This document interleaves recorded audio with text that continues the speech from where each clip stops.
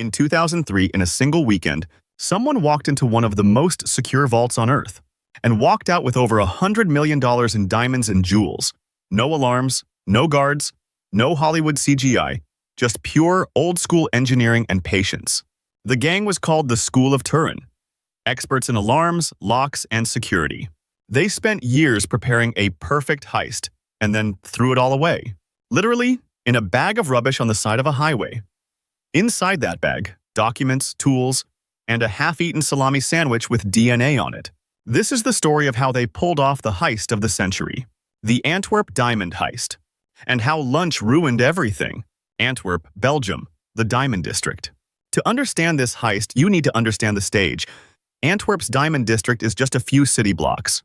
But for decades, up to 80% of the world's rough diamonds have passed through here. This is where fortunes change hands in briefcases and paper envelopes. Jewelers, traders, private security, cameras on every corner, and right in the middle, the Antwerp Diamond Center. A fortress built specifically to protect other people's money. Exactly the kind of place that makes a professional thief think. Challenge accepted. The man at the center of it all is Leonardo Notarbartolo, a career thief from Turin, Italy. On paper, he's just another diamond dealer renting a small office in the Antwerp Diamond Center. In reality, that office is a launch pad for a 2-year reconnaissance mission, by having his own safe deposit box in the vault.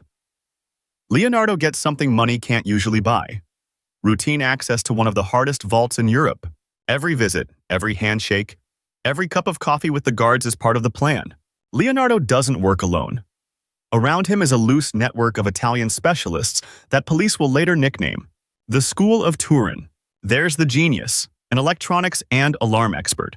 The monster, a physically imposing jack-of-all-trades, locksmith, mechanic, driver.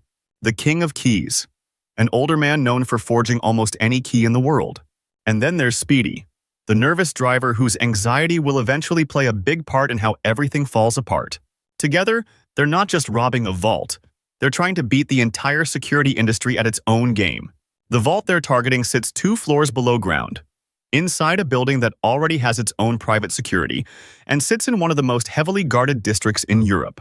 The door alone boasts a 100 million combination lock.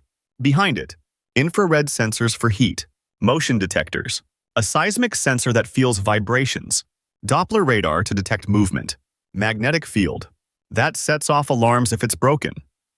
It's the kind of place that insurance people love to call impenetrable, which is exactly the kind of word that makes thieves very motivated.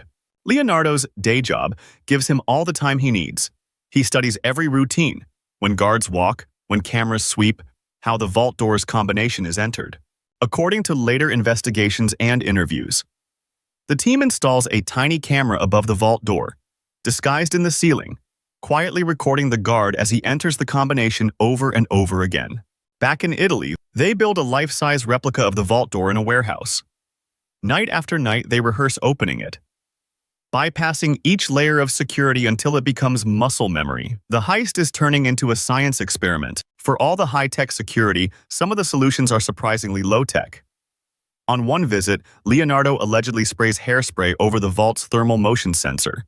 When it dries, it forms a thin film that dulls the sensor's sensitivity, buying the team precious time later.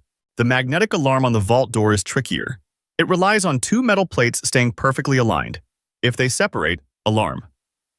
So days before the heist, the team carefully loosens the screws when the system is off, props the plates with tape, and later slides in a custom-made aluminum plate to keep the magnetic field intact even while the door opens. It's like convincing the alarm, nothing to see here, while you literally open the door. The plan goes live on the weekend of 15th to 16th of February 2003. It's a quiet time. Traders are home.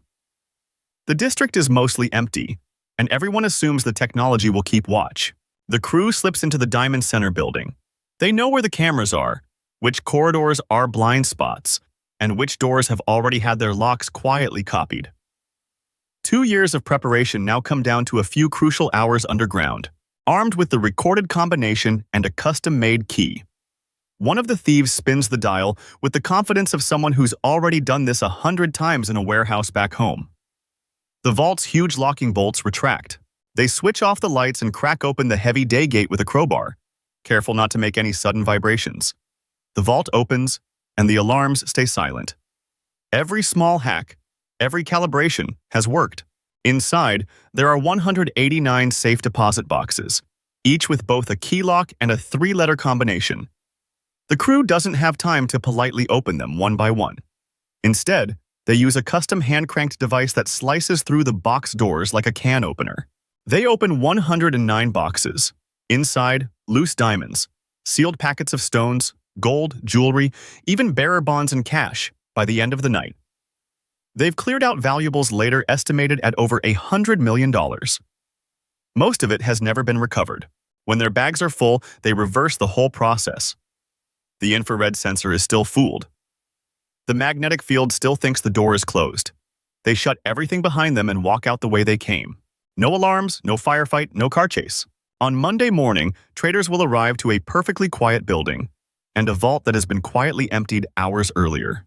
When staff finally open the vault after the weekend, they're expecting business as usual. Clients checking diamonds, brokers counting stones. Instead, they find rows of safe deposit boxes ripped open and emptied. The press starts calling it the heist of the century and the largest diamond robbery in history. But while the news is announcing the perfect crime, Belgian detectives are about to get an extremely unglamorous lead. After the heist, Leonardo and Speedy drive out of the city with a car full of evidence. Gloves, tape, cut-lock cylinders, floor plans, even food wrappers. The plan is simple: burn everything. But here's where human nature beats careful planning. According to investigators, Speedy panics, dumps the trash in a wooded area off the E19 motorway, and begs Leonardo to just leave. The next day, a landowner spots a suspicious pile of rubbish. He calls the police. Inside the bags, detectives find everything: diamond center envelopes, pieces of the custom tools, and a half-eaten salami sandwich. Forensic teams test everything in the trash. On the sandwich, they find DNA that matches Leonardo Notarbartolo. Other items link back to his Antwerp apartment and his home in Turin. Leonardo is arrested when he returns to the Diamond Center. Over time, police also track down several members of the School of Turin. In court, Leonardo is sentenced to 10 years in prison. Others receive 5-year terms. The impenetrable vault was defeated by engineering. The thieves were defeated by a sandwich. Despite the arrests, almost none of the stolen diamonds are ever found. A handful of stones turn up in searches, but the vast majority vanish into the global diamond trade. Leonardo later claims in an interview that the heist was actually part of a bigger insurance scam, and that the real value stolen was far lower, just enough to make the story look good while someone else cashed in on the insurance. But investigators and experts doubt this version. The vault itself wasn't even insured because of known security flaws. So either way, the diamonds are gone, and someone somewhere got very rich.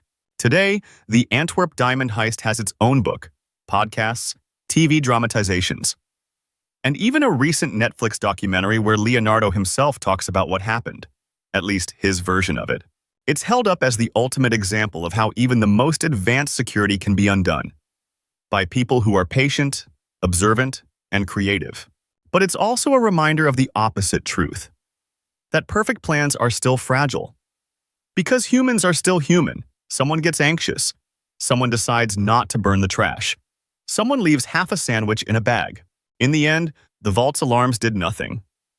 A farmer's phone call and a forensic lab did everything. And that's the real punchline of the heist of the century.